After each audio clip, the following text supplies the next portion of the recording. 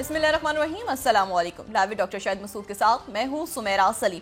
नाज़रीन, वज़ीर आज़म शहबाज शरीफ साहब की ज़ेर सदारत नेशनल एक्शन प्लान की एपिक्स कमेटी का आज इजलास हुआ, जिससे खिताब करते हुए वज़ीर आज़म की जानिब से कहा गया कि क्या मुल्क इस वक्त धरने, जुलूस और लॉन्ग मार्च का मुतहम्मिल हो सकता है। हमें मुल्क की खुशहाली के लिए मिल बैठ कर फैसले करना होंगे। जबकि बैरिस्टर गौहर साहब की जानिब से कहा गया कि हुकूमत ने मुज़ाकरात के हवाले से कोई राब्ता नहीं किया, कई बातों पर हम मुत्तफिक हो सकते हैं।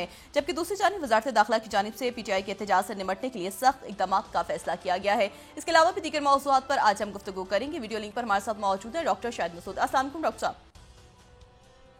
जी, आपको डॉक्टर साहब, नेशनल एक्शन प्लान की एपिक्स कमेटी का आज इजलास हुआ है। आज के इजलास को आप किस तरह से देख रहे हैं? जी, आज का इजलास एक तो नेशनल एक्शन प्लान के हवाले से एक बयान सामने आया है, और दूसरा जो है वो ये है कि इसमें जो इम्पोर्टेंट बात आज की जो खबर है, जो हर जगह वो ज़ेर बहस है और उस पर काफ़ी दिनों से बात चल भी रही थी, और ये अच्छा भी है कि एक मुज़ाकरात का अमल जो है वो बज़ाहिर ज़ाहिर है इस अरेंजमेंट में, चूंकि मुस्लिम लीग नून की हुकूमत है तो उनके जुमा के दरमियान, उनके अकाबरीन जो हैं उनके दरमियान, और साथ ही तहरीक इंसाफ की क़यादत के दरमियान मुज़ाकराती अमल का आज हमारे सामने बात आई है। लेकिन यकीनन ये जो भी शख्सियात होंगी, और मैंने ये पहले भी आपसे कहा कि खुद इसमें ये भी मुमकिन है कि शहबाज शरीफ साहब खुद इसमें जो है वो मुज़ाकरात करें अली अमीन गंडापुर साहब से, और बाकी ज़ाहिर वज़ीर आला हैं वो, उनकी भी एक सियासत से हटके एक उनकी इस वक्त हुकूमती पोजीशन भी है, उनकी वज़ीर आला हैं वो। ये भी मुमकिन है कि उनके साथ जो है वो एक कोई ओहदेदार हो दूसरे पार्लियामेंट के, ये भी हो सकता है कि पार्लियामेंट से बाहर के कोई ओहदेदार हो, तो ये मुज़ाकराती टीम एक तश्कील दी जा सकती है। शहबाज शरीफ खुद हो सकते हैं, उनके साथ एयाज सादिक साहब हो सकते हैं, या कोई भी और शख्सियत हो सकती हैं। ये भी हो सकता है कि कोई इत्तेहादी उनके साथ आ जाए, पाकिस्तान पीपल्स पार्टी की कोई शख्सियत हो उनके साथ। तो ये मुज़ाकराती अमल जो है ये इसका जाहिर है कि जब ये खबरें बाहर आती हैं और जब भी ये बातें मीडिया में या कहीं और कही जाती हैं, तो उससे पहले एक ग्राउंड वर्क उसका मुकम्मल हो चुका होता है और उसकी एक बुनियाद डाली जा चुकी होती है। ये बिल्कुल ऐसे ही है जैसे कोई एक मुल्क के सरबराह दूसरे मुल्क का दौरा करते हैं, तो उससे पहले जो टीम्स हैं वो उसका काम सारा करके तैयार करके बैठी होती हैं। तो जो भी मुज़ाकरात का इस मरहले पे बात हुई है, बड़ी खुश आइंद है, बहुत खुश आइंद है। और मुल्क में जो आज एपेक्स कमेटी का भी इजलास हुआ है, उसमें भी ये बात की गई सामने कि भाई माशी इस्तेहकाम कैसे, ये जुमला मुझे पता नहीं क्यों ये खुशफहमी है कि मेरा ये प्रोग्राम कभी कभी कुछ लोग सुन लेते हैं, ये मुझे खुशफहमी है और मैं इस बात को तस्लीम करता हूँ, हालांकि कोई नहीं सुनता, ये भी मुझे पता है, लेकिन खुशफहमी में कोई जो है वो कोई गलत बात भी नहीं है कि आदमी खुशफहमी हो। मुझे ऐसा लगता है कि कभी ये जो जुमला है ना कि माशी इस्तेहकाम मुमकिन नहीं है सियासी इस्तेहकाम के बगैर, और सियासी इस्तेहकाम जो है उसके लिए वो होगा तो आपकी खारजा पॉलिसी ठीक होगी और आपकी सिक्योरिटी के मामला ठीक होंगे और आपकी मईशत ठीक होगी, और साथ मईशत उस वक्त ठीक होगी जब अकाउंटेबिलिटी होगी। तो ये अकाउंटेबिलिटी वाली चीज को भी जरा परे भी रखें थोड़ी देर, क्योंकि फौरी तौर पे तो ये है कि इंतशार ना हो और उसमें इंसानी जाने ना जाए। और उसमें ये जो एक कंटेनर, ये तो मैंने पहले भी वाकया सुनाया कि मुझसे किसी ने पूछा कि इस्लामाबाद के पास को बंदरगाह है जो है इतने कंटेनर रख देते हैं आप। तो बात यह है सारी कि ये तो लोगों का नुकसान, तोड़ फोड़, पुलिस वाले, उधर से सियासी कारकुन, गोलियां, ये बिल्कुल इस वक्त अगर कोई वाहिद चीज जो हमारे लिए जहर कातिल है तो वो ये है कि ये इंतशार बढ़े।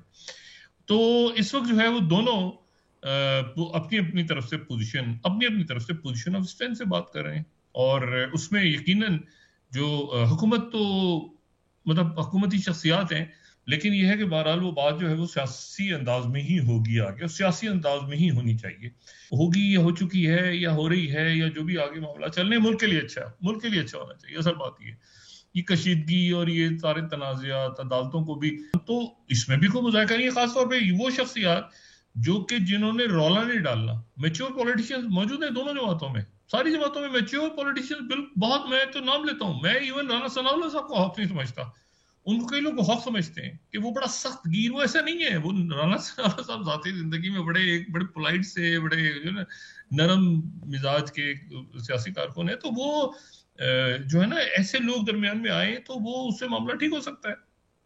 और वहां से उमर अयूब साहब हैं, गंडापुर साहब, जो भी तहरीक इंसाफ के लोग हैं, शख्सियात हैं, जो भी वो नॉमिनेट करें वहां से। तो ये अच्छा है कि बातचीत आगे बढ़नी चाहिए। बैरिस्टर गौहर हैं, जो भी हों, जो भी, मैं कहता हूँ जो भी, लेकिन ये बातचीत बढ़नी चाहिए।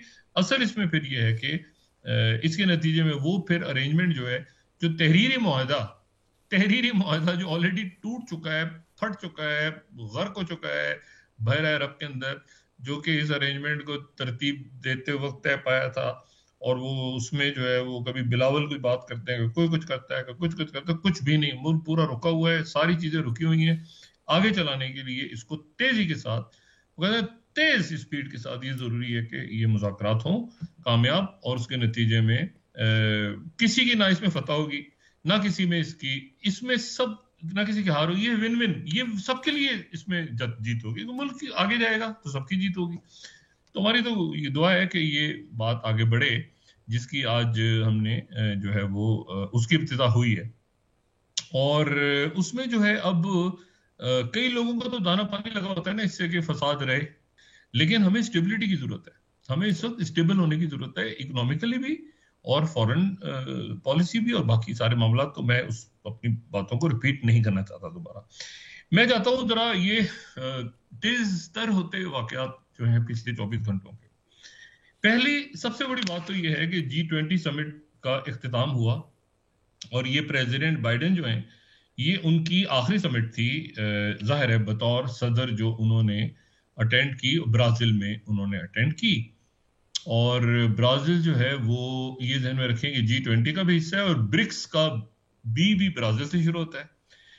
लेकिन इसमें एक बड़ा अजीब सा इख्तिताम, इसका बड़ा अजीब सा हुआ। एक तो ये कि इसका जो एलामिया है, वो एलामिया बड़ा इंटरेस्टिंग है। उसमें रशिया की मजम्मत नहीं है, उसमें यह कि जंगें खत्म होनी चाहिए, यूक्रेन की अमन होना चाहिए, शांति होनी चाहिए, दुनिया में दूध और शहद की नहरें बहनी चाहिए, वगैरह वगैरह। लेकिन और यूक्रेन की, और ये गजा की जाहिरियत, और ये और वो सारा वो, लेकिन उसमें रूस की मजम्मत नहीं है, किसी किस्म की मजम्मत नहीं है उसमें रूस की। अच्छा, दूसरी जो बात है वो ये है कि G20 समिट के आखिर में बड़ा अजीब सा वाकया पेश आया, बड़ा, जो मैं आपको एक्सक्लूसिव बता रहा हूं बात, बड़ा अजीब और गरीब वाकया पेश आया। वो ये पेश आया कि जब तस्वीर उतरनी थी सारे रहनुमाओं की, तो वहां पे सारे रहनुमा इकट्ठे हुए।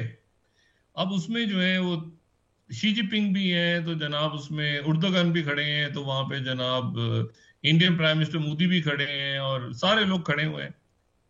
तस्वीर उतर गई, और उस तस्वीर उतरने के बाद जो है वो, यानी सारे मेहमान एक तरफ से आ रहे थे रेड कारपेट पे, तो दूसरी तरफ से जो एक साहब आ रहे थे वो लेट हो गए, उनके बगैर वो ग्रुप फोटो उतर गई। और उस ग्रुप फोटो में प्रेसिडेंट ट्रंप नहीं है, सॉरी प्रेसिडेंट बाइडेन नहीं है, अमेरिकन प्रेसिडेंट बाइडेन उस तस्वीर में है ही नहीं जो G20 की तस्वीर उतरी। किसी ने ध्यान ही नहीं दिया कि, यानी आप तस्वुर करें कि G20 का इजलास हो रहा हो, सारी दुनिया के मुल्क खड़े हो, और उनको ये याद ही ना रहे कि यार एक मिनट, दो चार मिनट में चेक कर लो ये बाइडेन कहाँ रह गए यार, उनके साथ, उनका तो दरमियान में खड़ा होना जरूरी है। तो बाइडेन साहब उस तस्वीर में है ही नहीं। अच्छा, अब बाइडेन साहब जो हैं उनके साथ क्या किस्सा हुआ कि बाइडेन साहब जो हैं वो चहलकदमी करते हुए, वो जस्टिन ट्रूडो कनाडा के, उनके साथ, और जो इटालियन प्राइम मिनिस्टर हैं उनके साथ, वो दूसरी तरफ से कहीं इधर उधर से बाग में टहलते टहलते आ रहे थे। तो वो जब पहुंचे वो तस्वीर उतरवाने, तो इतनी देर में यहां से लोग जा चुके थे। अब अगर हम बड़ी स्क्रीन पे वो तस्वीर दिखा सकें। अच्छा, अब ये हुआ कि वो सारे लोग जा चुके थे, और उसके बाद ये हुआ कि फिर इन तीन लोगों ने, यानी उसमें बाइडेन और जो जस्टिन ट्रूडो है, और जो इटालियन प्राइम मिनिस्टर है, उन तीन ने अपनी तस्वीर अलग उतरवाई। अच्छा, तो ये जो है ये एक बड़ा अजीब सा वहां पे एक सूरत हाल डेवलप हो गई कि वो तीन लोगों की अलग तस्वीर उतरी, और बाकी जो G20 के लोग थे वो अलग चले गए। तो एक G20 की कंबाइंड तस्वीर ही नहीं उतर सकी। और उसमें जाहिर है कनाडा के जो प्राइम मिनिस्टर हैं उन्होंने कहा कि मैं तो बाइडेन के साथ हूं, बाइडेन के बगैर तस्वीर कैसे उतरेगी। इटालियन प्राइम मिनिस्टर ने कहा मैं तो बाइडेन के साथ हूं, इनके बगैर उतर गई तस्वीर। शी जिनपिंग के साथ सबने खड़े होकर तस्वीर उतरवाई। इधर जर्मन चांसलर खड़े हैं, इधर मैक्रोन खड़े हैं, इधर ब्रिटेन के खड़े हैं, इधर वो सारों ने शी जिनपिंग के साथ अपना कंधा मिला के और तस्वीर उतरवाई और अच्छा, एक तो ये किस्सा हुआ, बड़ा इंटरेस्टिंग है, ऐसा कभी नहीं हुआ आज तक। यूएस प्रेसिडेंट के बगैर तस्वीर उतर जाए G20 की, एक तो ये। दूसरा ये कि एलामिया में जिक्र ही नहीं है, रशिया की मजम्मत नहीं है। तीसरी जो इसमें सबसे अहम मीटिंग हुई है मेरा ख्याल है, वो जैसे मैंने कल कहा था कि शी जिनपिंग और जो बरतानवी वजीर आजम है स्टरमार की मुलाकात को मैंने कहा था सबसे मुलाकात हुई, तो आज जो मुलाकात, जो आखिरी दिन जो मुलाकात सबसे अहम, मेरा ख्याल में सबसे अहम मुलाकात हुई है, वो मुलाकात हुई है जर्मन चांसलर और शी जिनपिंग की। अच्छा, जर्मन चांसलर जो है वो ऑल शॉल्स और शी जिनपिंग की जो मुलाकात है वो इसलिए इंपॉर्टेंट है कि जो ऑल शॉल्स हैं उन्होंने चंद रोज पहले प्रेसिडेंट पुतिन से बराह रास्त बात की थी, और प्रेसिडेंट पुतिन से उनकी बात हुई थी, और नॉर्थ स्ट्रीम गैस पाइपलाइंस जाहिर है जर्मनी की एक पुरानी हिस्ट्री है रशिया के साथ। वो मैं बार बार बताता रहता हूं कि आप हिस्ट्री को अगर भूलेंगे, मतलब जर्मन रशिया के बगैर ये यूरोप की जो कहानी है ये मुकम्मल नहीं होती। चाहे वो सेकेंड वर्ल्ड वॉर हो, चाहे वो जाहिर है हिटलर, और उसके बाद जर्मनी में ही बर्लिन वॉल, जर्मनी बर्लिन के ही 4 हिस्से, और जर्मनी का ही डिवीजन सेकेंड वर्ल्ड वॉर के बाद, और फिर जर्मनी की ही रशिया के साथ ये नॉर्थ स्ट्रीम पाइपलाइंस। तो जर्मन चांसलर जो कि ब्लास्ट हो गया था, वो उसके भी तहकीकात हुई है जो भी, लेकिन यह है कि जर्मन चांसलर की जो मुलाकात थी शी जिनपिंग के साथ, अब पुतिन नहीं है, शी जिनपिंग के साथ उनकी मुलाकात बड़ी जबरदस्त हुई, बहुत अच्छी मुलाकात हुई और तवील मुलाकात हुई, और उसमें जर्मन और चाइना के ताल्लुकात के ऊपर बात हुई। अच्छा, यूरोप, मैंने आपसे पहले भी कहा था, दोबारा दोहरा रहा हूं, यूरोप इमर्ज हो रहा है। यूरोप में से कई मुल्क जो हैं वो अब अपने आप को अपनी पावर के साथ आगे आके डायरेक्टली, यानी ईयू जो है अब वो चाइना से बात नहीं कर रहा। ईयू या नेटो या ये जो मैं बार बार कहता रहा हूँ, यूरोप में कई, यानी मैक्रो अलग बात कर रहे हैं, ब्रिटेन अलग बात कर रहा है, शी जिनपिंग और बाइडेन की अलग मुलाकात हुई है, और उस जो मीटिंग हुई थी, ये जो पेरू में मीटिंग हुई थी, मैं भी उस पर दोबारा जाता हूँ, उस पर मैं बात करता हूँ कि बाइडेन और शी जिनपिंग की जो मुलाकात है उसमें शी जिनपिंग ने मैसेज कन्वे किया है ट्रंप को कि रेड लाइंस क्रॉस मत करना। अपनी टीम्स में हॉक्स को तो ला रहे हो, चाइना हॉक्स को, लेकिन रेड लाइंस जो हैं वो जहन में रखना, ताइवान और बाकी सारी बातें उनको जहन में रखना। और दूसरी जो बात है वो बड़ी इंपॉर्टेंट बात है, वो ये है कि देखें, जो ये है ना, जो इससे पहले जो APEC का इजलास हुआ था पेरू में, तो पेरू में जो है वो ये जो लैटिन अमेरिका है, लैटिन अमेरिका जिसको हम साउथ अमेरिका भी कह दें या लैटिन अमेरिका कह दें या कैरिबियन कहें इसको, तो यहाँ के 33 मुल्कों में से 33 मुल्क हैं यहाँ पे, 33 मुल्कों में से 21 मुल्क जो हैं वो बेल्ट एंड रोड का हिस्सा है। 21 मुल्क, यानी सिर्फ 12 मुल्क ऐसे हैं जो हिस्सा नहीं है, और उनमें ब्राजील वगैरह है जहां पे बहुत बड़ी इन्वेस्टमेंट है, और $450 बिलियन की इन्वेस्टमेंट है लैटिन अमेरिका में चाइना की, और उसमें से जो 66 बिलियन है वो तो सिर्फ ब्राजील में है। और ये आप ध्यान में रखें कि ये जो पेरू में वो गए हैं, तो उन्होंने वहां पर एक बहुत बड़ी पोर्ट, एक बंदरगाह का इफ्तिताह किया है, और ये जो बंदरगाह है ये पेरू में उन्होंने इफ्तिताह किया इस बंदरगाह का, और ये जो बंदरगाह है ये इस बंदरगाह के बनने के बाद जो लैटिन अमेरिका है वो कनेक्ट हो गया है बराह रास्त चाइना के साथ through Pacific. Latin America, Peru और पैसिफिक और चाइना, और ये चाइना की इन्वेस्टमेंट है। और चाइना जो है, अगर आप चले जाएं 1863 में, तो उस वक्त जो जेम्स मोनरो का डॉक्ट्रिन था कि जिसमें जब फड्डा पड़ा हुआ था यूरोप का और अमेरिका का, यहाँ पे स्टेट्स खड़ी हो गई थी और आजादी ले रही थी बरतानिया से, तो मोनरो डॉक्ट्रिन जो था वो ये था कि जो वेस्टर्न हेमिस्फीयर है उसमें कोई यूरोपियन पावर नहीं आएगी, वो अमेरिका की है, वो पूरा अमेरिकन इन्फ्लुएंस है, मोनरो डॉक्ट्रिन। और जो ईस्टर्न हेमिस्फीयर है वो खैर है, वहां पे यूरोप ने करना है कॉलोनीज वॉलोनीज, यहाँ पर भी यूरोप की कॉलोनीज वगैरह हैं, अगर तो हम उसमें इंटरफेयर नहीं करेंगे, ये मोनो डॉक्ट्रिन था। अब जो शी जिनपिंग हैं उन्होंने एक गोली चलाए बगैर मोनरो डॉक्ट्रिन को उड़ा दिया, लैटिन अमेरिका में, और ये ध्यान में रखें, लैटिन अमेरिका वो क्यूबन क्राइसिस खड़ा हुआ था। लैटिन अमेरिका में अगर वो बंदरगाह जो सबसे बड़ी उनकी पोर्ट वहां बनती है और उससे डायरेक्ट पैसिफिक के थ्रू चाइना कनेक्ट होता है, तो ये मॉनरो डॉक्ट्रिन तो गया। ठीक है, बिल्कुल आप इस तरह समझ लें। यानी आप ये मुझे बताएं ना कि अमेरिका की प्रेजेंस आप पैसिफिक में देखें तो क्या है, फिलीपीन, मतलब है कि कोरिया उधर भी है, उधर भी, मतलब। लेकिन आप जरा चाइना की प्रेजेंस इनके इनके आप देखें ना कि इनके अमेरिका के साथ जो आसपास जो चाइना की जो प्रेजेंस है वो कितनी बड़ी हो गई है। ठीक है, और ये बात बड़ी इंपॉर्टेंट है कि ये लैटिन अमेरिका जो है, जिसमें चिली है, जिसमें और बहुत सारे मुल्क हैं उसमें, तो उनको, उन मुल्कों को तो मेक्सिको, और जिनको बुरा भला कह के अर्जेंटीना, इन मुल्कों को तो काफी बुरा भला कहते रहे ना, और आने वाले दिनों में, और ट्रंप अगर इनको एक तरफ करते हैं और एक तरफ इनको कहते हैं कि जी भाई ऐसा है कि हम आपके ऊपर इमिग्रेंट्स के ऊपर पाबंदी लगा रहे हैं और ये और वो सारा, तो उसके नतीजे में ये मुल्क जो है यहाँ पर चाइना का असर और बढ़ेगा। अच्छा, मैं इससे आपको सिर्फ एक और बात बताऊं, मैं इसके ऊपर कुछ ज्यादा इसकी डिटेल नहीं आपसे सिर्फ कहना चाह रहा, लेकिन मैं आपको सिर्फ एक बात बताऊं कि दुनिया में हर मुल्क के ज़र मुबादला के ज़खायर होते हैं, डॉलर्स में होते हैं ज्यादा मुल्कों के। जैसे हम कहते हैं जी हमारे ज़र मुबादला के ज़खायर इतने बिलियन हो गए, इतने बिलियन है, उसके इतने बिलियन है। सबसे ज्यादा जो ज़र मुबादला के ज़खायर हैं डॉलर्स में पूरी दुनिया में, वो चाइना के हैं। डॉलर्स में वो चाइना के हैं। उसमें मैं अभी युआन कॉल काउंट नहीं कर रहा, मैं दरम भी काउंट नहीं कर रहा। हो सकता है उनके पास जो है हर मुल्क की करेंसीज में उनके पास हो ज़र मुबादला के ज़खायर, लेकिन जो डॉलर्स में है वो 3.261 ट्रिलियन डॉलर्स हैं। 3.261 ट्रिलियन डॉलर्स।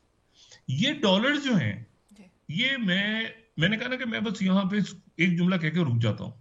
ये जो डॉलर्स हैं, चाइना ने जो डॉलर्स खरीदे हुए हैं 1990 और फिर 91 और 93, और उन्होंने फिर अपनी एक्सपोर्ट इंपोर्ट में उसको कन्वर्ट कर दिया था, वो डीवैल्यू किया था, उसको छोड़ें, मैं उस हिस्ट्री में नहीं जा रहा। चाइना के पास सबसे ज्यादा अमेरिकन डॉलर है। चाइना ने वो डॉलर कहाँ रखा हुआ है? चाइना ने वो डॉलर आपके ख्याल से अपने बैंकों में रखा होगा? ये डिस्क्लोज कभी चाइना ने भी नहीं किया, और ये, लेकिन उसने ये डॉलर जो है ये दुनिया के मुख्तलिफ बैंकों में रखा हुआ है। इसने अमेरिका के बॉन्ड्स खरीदे हुए हैं कि कुछ खरीदे, डॉलर है ना सारा। और अगर उसने, चाइना ने ये डॉलर्स अमेरिका से जो खरीदता रहा, चाइना खरीदता रहा पूरे 90 की तिहाई में, और 2000, ये कि 2011-12 में जाके अमेरिका को याद आया कि वो हमारा तो डॉलर सारा चाइना खरीद गया। ये डॉलर सारा जो चाइना ने खरीदा है, अगर ये बाहर के बैंकों में रखा है, बाहर के बैंकों में, तो अगर इस पे जो मैंने काउंट किया, अगर 4% सूद है, तो हर साल चीन को बैठे बिठाए 130.44 बिलियन डॉलर इंटरेस्ट मिलता है उन पैसों पे। 130 बिलियन बैठे बिठाए, ये उनको अमेरिका देता है। आप यूं समझ लें, वेस्टर्न मुल्क देते हैं जहां पे रखा हुआ है अमेरिका, ये चाइना ने डॉलर खरीद के।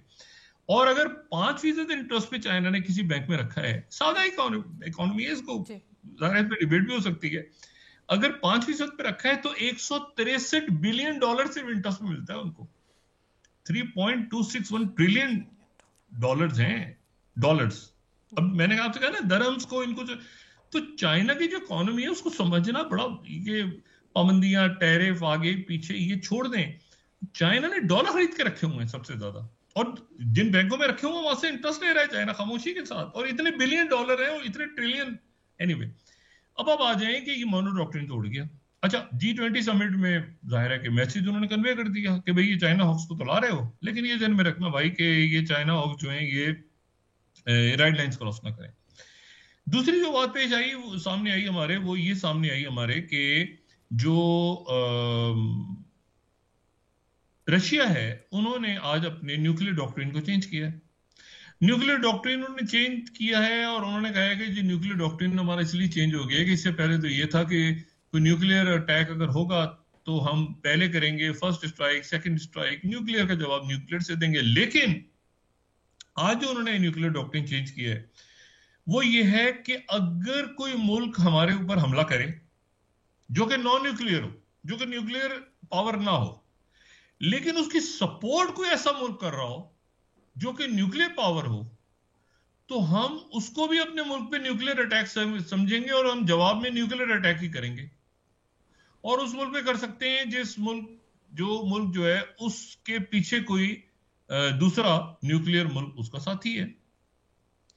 अच्छा, अब ये जो अमेरिका का अभी तक इसके ऊपर कोई रिस्पांस नहीं आया, ठीक है, क्योंकि ये एक बहुत ही सेंसिटिव और बड़ी खतरनाक बात है। और ये ACMS जो मिसाइल्स थे, अटैक एम्स जिनको कहा जाता है मुख्तसर तौर पे, तो अटैक एम्स के जब से ग्रीन लाइट दी है प्रेसिडेंट बाइडेन ने 24 घंटे पहले ही कि जी यूक्रेन इसको यूज कर सकता है, उसके फौरन बाद जो है ये वाकया पेश आया है कि उन्होंने अपने न्यूक्लियर डॉक्ट्रिन को चेंज किया है प्रेसिडेंट पुतिन ने। और ये बहुत इंपॉर्टेंट है कि कोई नॉन न्यूक्लियर कंट्री किसी न्यूक्लियर कंट्री की हमायत के साथ हम पे अटैक करे तो इसको हम दोनों मुल्कों का कंबाइंड न्यूक्लियर अटैक समझेंगे। ये डॉक्ट्रिन चेंज हुआ है। अच्छा, उसके साथ ही जो दूसरी बात हुई है वो ये हुई है कि उन्होंने ये कहा है कि जी हमारे मुल्क के अंदर जो है वो ये ब्रांस्क का जो इलाका है वहां पर आज जो है वो अटैक जो किया गया है यूक्रेन की तरफ से, और जो मलबा गिरा है वो मलबा जो है वो अमेरिकन मिसाइल्स का मलबा है। हमने उसको नाकाम बनाया है, लेकिन ये वो मिसाइल हैं जिनको यूज करने की इजाजत अमेरिका ने दी थी और यूक्रेन ने उसको यूज किया है, और साथ ही जो है वो उन्होंने न्यूक्लियर डॉक्ट्रिन अपनी चेंज कर दी है। अच्छा, प्रेसिडेंट ज़ेलेंस्की आज उन्होंने यूरोपीय यूनियन की पार्लियामेंट से खिताब किया और उन्होंने जर्मन चांसलर पर बड़ी शदीद तनकीद की और बाकी मुल्कों का शुक्रिया अदा किया। लेकिन इंपॉर्टेंट बात यह है कि क्या पुतिन ने जो बात की है, क्या उस पर पुतिन अमल दरामद करेंगे या रुकेंगे? मेरा यह ख्याल है जाती तौर पे कि जो पूरा यूरोप है इस वक्त, और ब्रिटेन भी उसका हिस्सा है, और बाकी वो तमाम ममालिक इस वक्त ये यूक्रेन की जंग का खात्मा चाहते हैं। ये यूक्रेन की जंग का खात्मा चाहते हैं, चाहे वो चाइना के पीस प्लान के थ्रू ना ही हो तो वो हंगरी के पीस प्लान के थ्रू हो जाए, वो टर्की के पीस प्लान, टर्की ने भी तो पीस प्लान पेश किया है ना, जो बड़ी हद तक चाइना के पीस प्लान के साथ मुताबिक रखता है। उसको ऑफिशियली उन्होंने भी नहीं पेश किया, लेकिन बहरहाल प्रेसिडेंट उर्दुगन उस जंग का खात्मा कर सकते हैं और चाहते हैं। नेटो में भी हैं वो, और वो जाहिर है कि टर्की का अपना रोल है। लेकिन यह है कि अगर वो यूरोप में, तो फिर हंगरी का पीस प्लान भी है, हंगरी को कह सकते हैं। प्रेसिडेंट मैक्रोन, जर्मन चांसलर, अभी सारे पुतिन से तो नहीं बात कर रहे, ज़ाहिर है जर्मन चांसलर ने तो की है, लेकिन मैक्रोन तो, लेकिन चाइना से तो सबने मुलाकात की है, चाहे शी जिनपिंग से तो सबकी मीटिंग हुई है। अभी तक कोई इतला नहीं आई प्राइम मिनिस्टर मोदी की और शी जिनपिंग की मुलाकात की, अभी तक कोई इतला नहीं है। हो सकता है मुलाकात हो जाए और उसकी इतला हमारे पास आ जाए, कल फिर उसमें डिस्कस कर लेंगे। लेकिन यह है कि अभी तक मेरे पास इतला नहीं आई। अच्छा, तो ये वो मुलाकात अगर होती है तो वो भी बड़ी अहम होगी कि शी जिनपिंग और चाइना और प्राइम मिनिस्टर मोदी के दरमियान क्या मुलाकात होती है, और आने वाले दिनों में ट्रंप एडमिनिस्ट्रेशन जो है वो ये जो ताल्लुकात में बेहतरी आई है, यानी चाइना और इंडिया के दरमियान जो डी एक्सकलेशन हुई है, इस डी एक्सकलेशन को ट्रंप कैसे देख रहे हैं? क्योंकि ट्रंप के टीम में तो हैं चाइना हॉक्स, तो चाइना हॉक्स को इतनी मोहब्बत तो नहीं है इंडिया के साथ, वो तो भाई स्ट्रेटेजिक मामला है ना, फ्री लंच तो कोई भी नहीं है। तो वो क्या दोबारा चाइना को इंडिया को खड़ा करेंगे चाइना के अगेंस्ट? और क्या वो दोबारा ही कहेंगे अच्छा हम टैरिफ्स लगा रहे हैं, ये कर रहे हैं, वो कर रहे हैं? मैं आपको ये बात बताऊं जो मैं हमेशा कहता हूं ना, कि ये मुझे कभी क्वाड और अमेरिका इंडिया रिलेशनशिप बड़ी कॉम्प्लेक्स है। वो इसलिए कि आपको याद होगा वो जो ट्रंप दौर में जब कोविड फैला था, तो वो बात हमेशा मेरे ध्यान में आ जाती है, पता नहीं कि उधर वैक्सीन की बात हुई थी, वैक्सीन डिप्लोमेसी। और वैक्सीन डिप्लोमेसी में उन्होंने इंडिया से कहा था कि आप वैक्सीन तैयार करें, हम डिस्ट्रीब्यूट करेंगे। और इंडिया की जो मेडिसिन है, इंडिया की मेडिसिन बहुत अच्छी मेडिसिन है, इंडिया में बहुत अच्छी मेडिसिन तैयार होती है। बल्कि कई जो मुल्क हैं वहां पर मैं मुख्तलिफ फार्मेसीज में गया, पाकिस्तान में तो नहीं, बाहर, तो वहां पर वो एक तो होता है ना कि वो जो ब्रांड्स हैं वेस्टर्न ब्रांड आपको बड़ा मुतासिर करती हैं, लेकिन उसके साथ ही पैरेलल जो एक बड़ी अच्छी मेडिसिन आपको मिलती है, वो कहते हैं कि जी इंडिया की मेडिसिन है और उसमें हर्बल भी है, उसमें मुख्तलिफ किस्म की, तो उनकी उनकी बड़ी अच्छी मेडिसिन। तो उन्होंने कहा जी आप तैयार करें, यहाँ पे वैक्सीन तैयार करें। इंडिया ने तैयार कर ली। उसके बाद इंडिया की जो वैक्सीन थी मतलब एस्ट्राजेनेका थी क्या थी, उसको अप्रूवल ही नहीं मिला पूरी दुनिया में। तो ये एक अजीब तरह का इत्तेहाद हुआ, और ये ट्रम्प दौर में ही हुआ था। ट्रम्प दौर में ही हुआ था ये कोविड ना। जी डॉक्टर तो साहब। अब मसला ये कि ये बड़ा एक ट्रिक। अच्छा उस वक्त तो खैर उन्होंने यूरोप से भी बंद कर दिया था सारा, वो तो एक क्योस फैल गया था दुनिया में। मैं सिर्फ ये कह रहा हूं कि अब देखिए ना, आने वाले दिनों के अंदर इंडिया और चाइना के दरमियान ताल्लुकात बेहतर हो रहे हैं। ताल्लुकात बेहतर हो रहे हैं, तो अब वो दलाई लामा का क्या करेगा इंडिया, क्या करेगा दलाई लामा का? और दलाई लामा प्रोजेक्ट था ना, एक जी प्रोजेक्ट दलाई लामा सीआई का, जी उसको क्या करना है 2024 में क्या करना है उस 1956 या 52 या पता नहीं 57 के दलाई लामा प्रोजेक्ट का, या 62 के। तो ये वो इशू बड़ा हुआ है। फिर दूसरा इशू है कि क्या इंडिया करेगा ये सारा, अब करेगा इस सूरत हाल में, और क्या इंडिया वहां तक जाएगा जहां तक कोई भी मुल्क नहीं जा रहा? कोई भी मुल्क नहीं जा रहा पूरे पैसिफिक में। मतलब फिलीपीन भी एक हद तक जाता है, फिर ठंडा हो जाता है, फिर बाकी चाइना के साथ अगेंस्ट कोई भी नहीं जा रहा है इस वक्त। यूरोप भी खुल रहा है। तो अमेरिका जो है वो ये तो कह रहे हैं चाइना हॉक्स, लेकिन वो चाइना हॉक्स जो है फिर वो प्रेशर किस पे आएगा? वो चाइना हॉक्स का प्रेशर मतलब देखिए पाकिस्तान के ऊपर क्या प्रेशर आएगा कि आप चाइना से अलग हो जाएं? सवाल ही पॉसिबल ही नहीं है। बल्कि मैं आपको बताऊं, आज ये एक साउथ चाइना जी डॉक्टर साहब, मॉर्निंग ब्रेक के बाद पोस्ट। डिस्कस कर लेते हैं। जी आप ब्रेक ले लें, फिर उसके बाद मैं बात करता हूँ जी। जी नाज़रीन, वापस आते हैं छोटे से ब्रेक के बाद।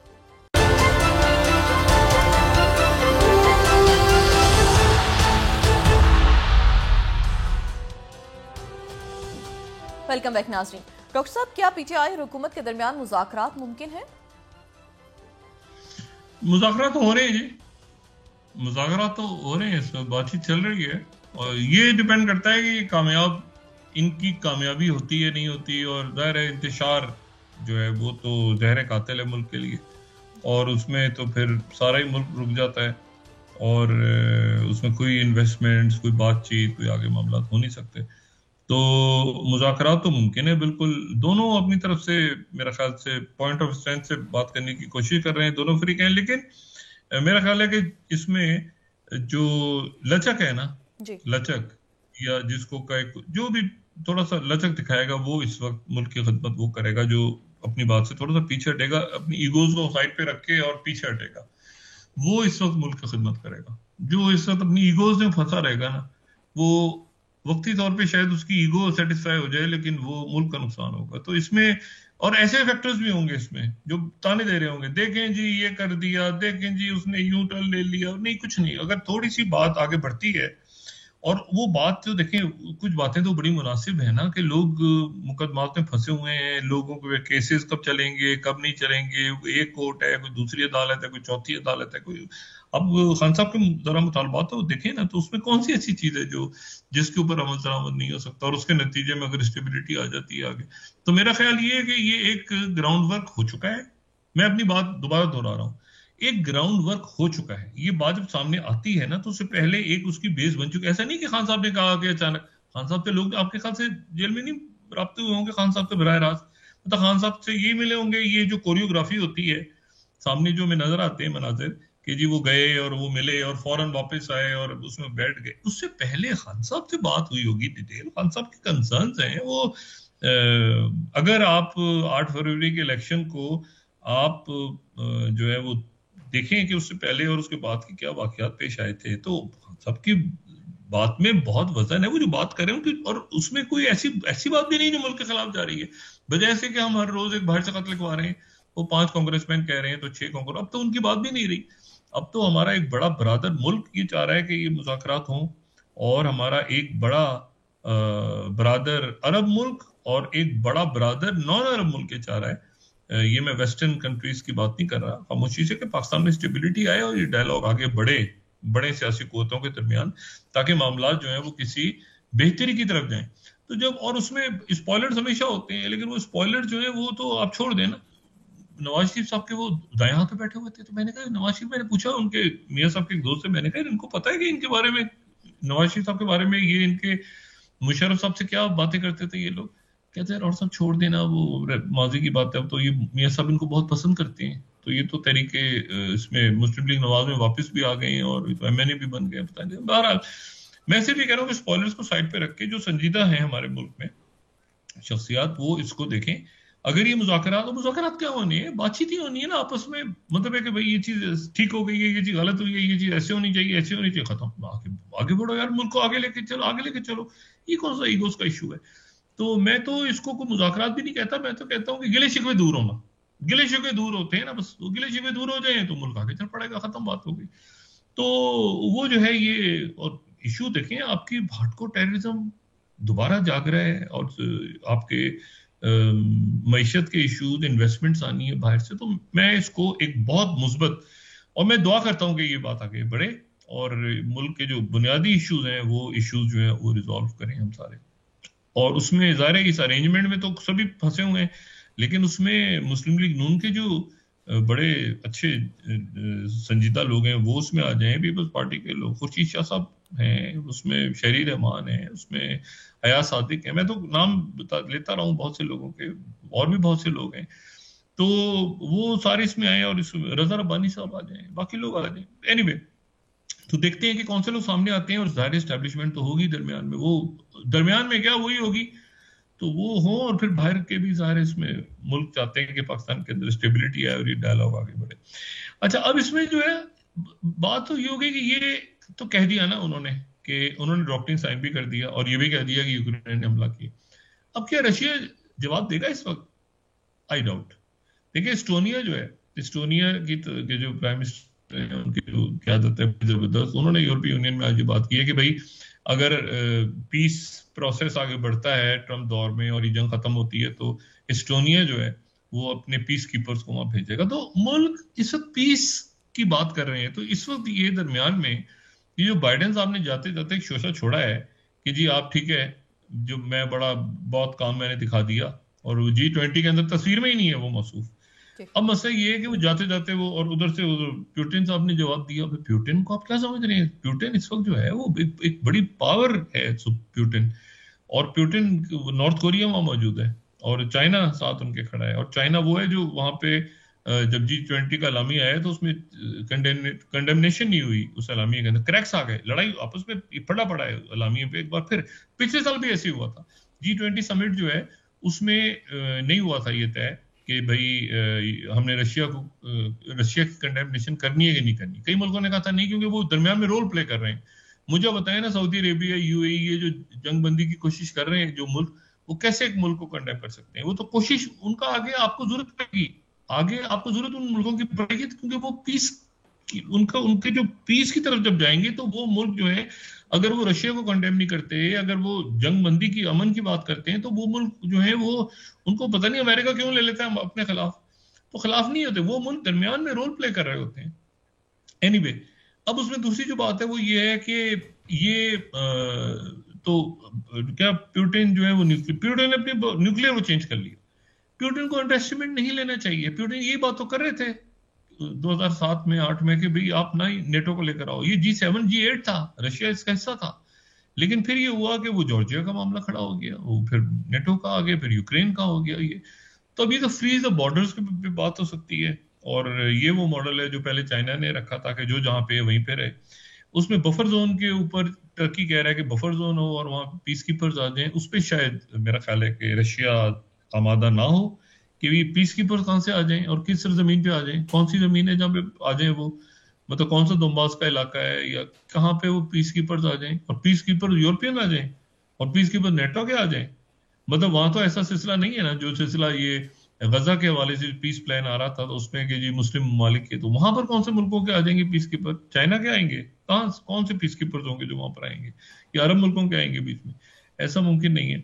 तो वो पीस कीपर्स पे तो शायद ना माने, लेकिन ये पीस एग्रीमेंट की तरफ जो है वो, जो जर्मन चांसलर की बात होना, फिर उसके अलावा प्यूटिन से, फिर हंगरी के, फिर उसके बाद ब्रिटिश प्राइम मिनिस्टर की शी जिनपिंग से मुलाकात होना, जर्मन चांसलर की शी जिनपिंग से मुलाकात होना, और अलामिया जो है वो ये जाहिर कर रहा है कि ग्रेजुअली यूक्रेन की जो एड है वो कम हो रही है। ये इन्होंने इजाजत दे दी है, रशिया ने कह भी दी है उन्होंने अपना डॉक्ट्रिन चेंज भी कर लिया, उस पर अभी तक अभी अमेरिका का रिस्पांस आया नहीं है। लेकिन ये है कि ये मेरा नहीं ख्याल कि रशिया जो है वो यूक्रेन के ऊपर जो है वो कोई न्यूक्लियर वेपन यूज करेगा या किसी मुल्क पे भी करेगा, टैक्टिकल वेपन भी चाहे, क्योंकि उसकी वजह यह है कि रशिया यूक्रेन को वैसे ही मोहब्बत करता है, मैं आपको बताऊं, रशिया यूक्रेन से वैसी मोहब्बत करता है जैसे चाइना ताइवान से मोहब्बत करता है। चाइना ताइवान को अपना हिस्सा समझता है, रशिया यूक्रेन को अपना हिस्सा समझता है। तो जब कोई किसी मुल्क को अपना हिस्सा समझते हैं ना, तो एक तो बात ये है कि चाइना की ताइवान की जंग होगी। एक ये भी है कॉन्सेप्ट कि शायद चाइना को वो जैसे हांगकांग को ले लिया ना, उसने हांगकांग को वापस ले लिया, तो 100 साल लगे उनको लेने में, वहां पे तो कॉलोनी, वो तो आके जो आए थे वेस्टर्न कॉलोनाइजर्स वो ले गए थे मकाओ को और हांगकांग को, तो इतना अरसा इंतजार किया ना चाइना ने, और फिर उसके बाद उन्होंने हांगकांग को ले लिया प्यार मोहब्बत से वापस। ठीक है ना, कोई जंग तो नहीं हुई। तो इसी तरह से वो प्यार मोहब्बत से ताइवान को ले ले वापस। इसी तरह से रशिया भी उसी मॉडल को फॉलो कर रहा है, लेकिन रशिया में तो यहाँ तो लड़ाई हो गई बाकायदा। लेकिन रशिया ये नहीं कि रशिया बिल्कुल चाहेगा कि वो रशियन स्पीकिंग पॉपुलेशन कहता है हमारा हिस्सा है ये। तो ये भी है कि वो हो सकता है कि कोई ऐसा सेटलमेंट हो दरमियान में जो जिसके ऊपर यकीनन नेटो नहीं चाहेगा कि बहुत एक्सपेंड हो, खासतौर पर ट्रंप के आने के बाद तो बिल्कुल ही अब एक वहां पे बहुत पहुंचा। और जैसे मैंने कल भी बात की थी कि मेरी अपनी जाती पता नहीं क्यों एक ये जितने बड़े बड़े नाम आ रहे हैं ना सारे, मुझे पता नहीं ये आपस में कैसे जलन होंगे। मतलब इनमें से हर शख्सी वो है, हर शख्सी तोप है, हर शख्सी तोप है, हर शख्स अपना वर्ल्ड व्यू है। कोई सदारती उम्मीदवार था, कोई ये था, कोई फलां था, कोई वो सभी इतने बड़े बड़े हैं कि उनमें के टर्म छोटे लगने लग गए अब ऑनेस्टली। वो इतने ह्यूज, इतने बड़े बड़े अपना वर्ल्ड व्यू लेकर आ गए ना सारे। सेक्रेटरी स्टेट का ये वर्ल्ड व्यू है, वो सेक्रेटरी डिफेंस यूं दुनिया को देखता है, वो यूं देखता है। तो ट्रम्प जो है ना, जेडी वेंस यूं देखते हैं, वो जेडी वेंस जाहिर है एम्बिशियस है, अगला सदर उन्होंने बनना है, ट्रम्प ने तो नहीं बनना। तो जेडी वेंस अपनी वो चाहेंगे कि इस टर्म में एज अ वाइस प्रेसिडेंट वो अपनी पोजीशन ऐसी करें कि अगली बार वो सदर हो, तो ट्रम्प की तो 2 टर्म पूरी हो जाएंगी। तो वो अपना वर्ल्ड व्यू लेकर सा, तो ट्रम्प कहीं दरमियान में फंसे हुए हैं बीच में कि वो एक उनका दामाद भी है, फिर उनका बेटा भी आ गया है। बेटा उनका वैसे ज्यादा फाल होगा दामाद से, जो डोनाल्ड ट्रम्प जूनियर होंगे, वो भी बेटा भी है, दामाद भी है, वो उसको वो ले आया, उसको वो ले आया, उसको इलॉन मस्क ले आया, ये सारे लोग ऊपर से लेकर आ गए। और दरमियान में उनके जो कंजर्वेटिव रिपब्लिकन्स हैं, ये बड़ी इंटरेस्टिंग बात है, जो कंजर्वेटिव रिपब्लिकन्स हैं वो आर्टिफिशियल इंटेलिजेंस टेक्नोलॉजी के बड़े खिलाफ हैं। वो कह रहे हैं कि 1 मिनट, ये इलॉन मस्क साथ तो गए हैं, लेकिन ये है कि ये हमारा जो बुनियादी नजरिया है ट्रम्प के साथ, रवायत पसंदी और सारा, उसके साथ तो ये मैच नहीं करते इलॉन मस्क। तो और आर्टिफिशियल इंटेलिजेंस और नई किस्म की जो टेक्नोलॉजी है, तो वहां पर भी अभी रोलर पे पड़े हुए हैं। लेकिन हमें अपने मसाइल देखने हैं, हमने अपने इश्यूज को रिजॉल्व करना है जल्द से जल्द, और हमने देखना है कि आने वाली दुनिया में किसे कतई नजर के कौन से मुल्क में कहाँ तब्दीलियां आ रही हैं, क्या हो रहा है, असर उनका बिलाशुबा पड़ेगा। लेकिन यह है कि हमने आगे बढ़ना है और ये अपने दाखिली मैन मेड क्राइसिस को हमने खत्म करना है, और इंशाल्लाह खत्म हो जाएगा। जी बहुत शुक्रिया डॉक्टर साहब। नाज़रीन, के साथ ही आज का प्रोग्राम अपने अख्ताम को पहुंचा। मुझे सुमेरा सलीम को इजाजत दीजिए। अल्लाह निगहबान। जी डॉक्टर साहब। जी, अपना दोस्तों रिश्तेदारों के लोगों का सब ख्याल रखिएगा। अल्लाह हाफिज।